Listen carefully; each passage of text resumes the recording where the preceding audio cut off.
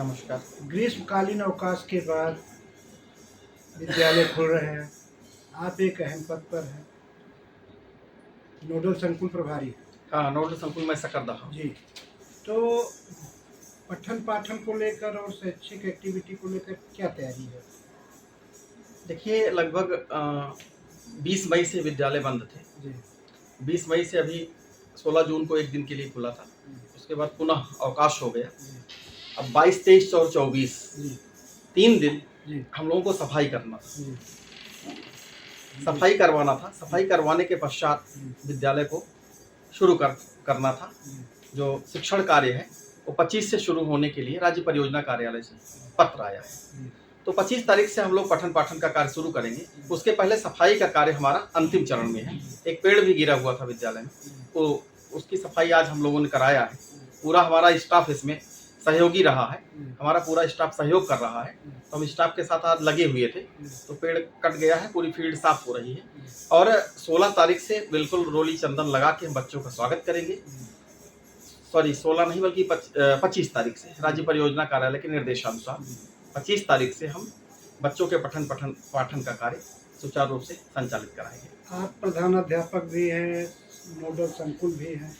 ऐसे में इतने बड़ी जिम्मेदारियों किस तरह निर्वहन करते हैं? कितने विद्यालय आपके अधीन हैं?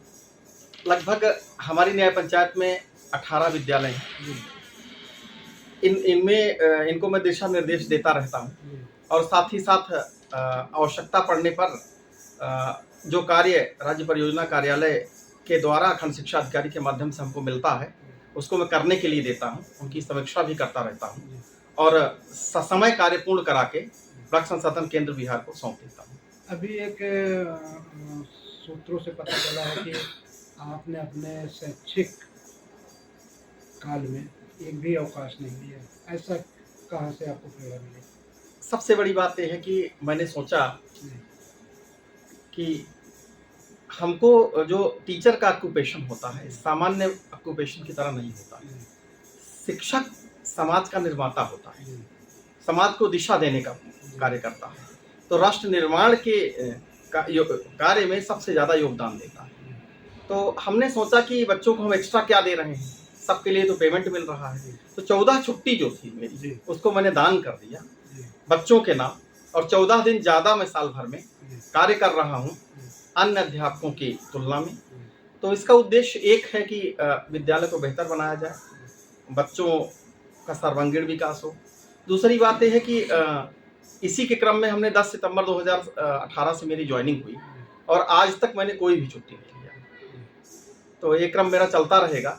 अब कल हमारे भाई साहब की शादी है तो रात में मैं वापस आऊँगा और 25 तारीख को मैं अपने विद्यालय 7:45 बजे जो राज्य परियोजना कार्यालय का समय है टाइम एंड मोशन स्टडी के आधार पे मैं पहुंच जाऊंगा। अभी समय क्या रखा गया सर शासन? अभी इस समय शासन द्वारा 8 बजे से 2 बजे तक का समय रखा गया है, लेकिन सभी अध्यापकों को 15 मिनट पहले आना है और आधे घंटे बाद जाना है, अर्थात 7:45 बजे से 2:30 तक विद्यालय में कार्य करना है अध्यापकों को और 8 बजे से 2 बजे तक शिक्षण कार्य चलेगा जिसमें बच्चे पार्टिसिपेट करेंगे। अभी आप अपने एक्टिविटी से क्षेत्र के लोगों को ग्रीष्मकालीन अवकाश के बाद जैसा खुल रहा है तो क्या मैसेज देना चाहते हैं कि सब लोग इस तरह से मनोयोग से कार्य करें?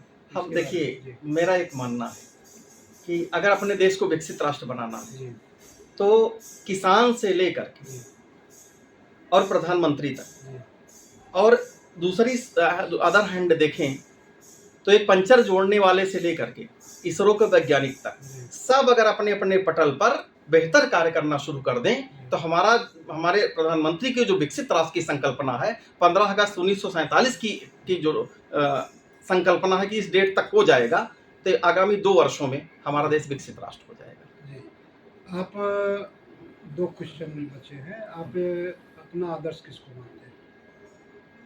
हम अपना आदर्श अगर इसके क्षेत्र में देखें, मतलब शिक्षा के क्षेत्र में देखें तो हम अपना आदर्श डॉक्टर राधाकृष्णन को मानते हैं। जी, आप ऐसे 5 काम गिनाइए जिससे कि आपकी लोकप्रियता उससे जुड़ी हो विद्यालय को लेके या समाज को लेके। आप अपना 5 काम बताइए। पहला कार्य मेरा है कि जब मैं विद्यालय पहुंचा तो बहुत खराब स्थिति में था। तो मैंने उसका पूरा कायाकल्प किया, जी, जिसमें स्वयं का भी पैसा लगाया। जी, दूसरा ये है कि पाठ्य सागामी क्रियाएं भी हम करवाते हैं, चूंकि संगीत में मैं प्रवीण हूँ, जी, तो संगीत से भी मैंने विद्यार्थियों को जोड़ा है जी, और जिले स्तर तक के प्रोग्राम में हमने अपने बच्चों को पार्टिसिपेट कराया है। जी, और तीसरा कार्य है कि समय समय पर मैं समाज को भी वहाँ जोड़ने का कार्य करता हूँ। अपनी एसएमसी मीटिंग बहुत विस्तृत कराता हूँ जी, और उसमें 3-4 समूह की महिलाओं को मैंने जोड़ रखा है। तो मेरी एसएमसी मीटिंग में कम से कम 72 महिलाएं सम्मिलित होती हैं। ज़्यादातर तीनों समूह हमारे यहाँ सम्मिलित होते हैं, जी, तो कभी-कभी संख्या 100 पहुँच जाती है। जी, इसलिए कि उसमें संदेश अच्छा जाएगा, जी, चूँकि वहीं से बच्चे चूँकि घर से आते हैं जी, और माँ-बाप पहले शिक्षक होते हैं, तो संस्कार तो वहीं से डेवलप होता है, तो हमारी बातें वहाँ तक डायरेक्ट पहुँचनी चाहिए, इसके लिए आपको। अच्छा, और चौथी बात ये है कि शिक्षा व्यवस्था में शैक्षिक व्यवस्था। हाँ, शैक्षिक जो हमारे विद्यालय की जो शैक्षिक व्यवस्था है, जी, वो राज्य परियोजना कार्यालय के बिल्कुल अनुसार है। उसके अनुसार हमने रूम डिज़ाइन किए हैं जी, और हमारे विद्यालय में सब निश्चित समय पे पहुँच आते हैं और निश्चित समय तक कार्य करते हैं, पूर्ण मनोयोग के साथ कार्य करते हैं और कह दें तो फुली डेडिकेटेड और डिवोटेड हैं। जी, मतलब वो केवल नौकरी नहीं कर रहे हैं, बल्कि समाज के प्रति समर्पित व्यक्ति हैं। और पाँचवाँ मैं ये कहना चाहूँगा कि सबको अपना जो सही जहाँ से उठे हैं, हाँ, वो समय आदमी को नहीं भूलना चाहिए। जी, उस समय को हमेशा याद रखना चाहिए। और जीवन में ना तो कोई बड़ा है, ना छोटा है। देखिए टैलेंट्स आर डिफर, योग्यताएँ भिन्न-भिन्न होती हैं। तो माउंटेन एंड स्क्विरल एक कविता थी हाई स्कूल में। उसमें था कि the mountain and squirrel had a quarrel and the farmer card letter let it drip.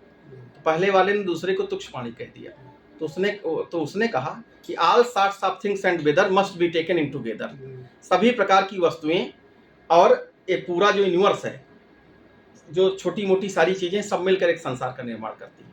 तो किसी एक व्यक्ति से इस पूरे संसार का निर्माण नहीं हो सकता, इसलिए न कोई छोटा है न बड़ा है, सब समान है, सबको जीने का अधिकार है, सबका अपने अपने स्थान पर महत्व है, चूंकि सुई का काम तलवार नहीं कर सकती। धन्यवाद।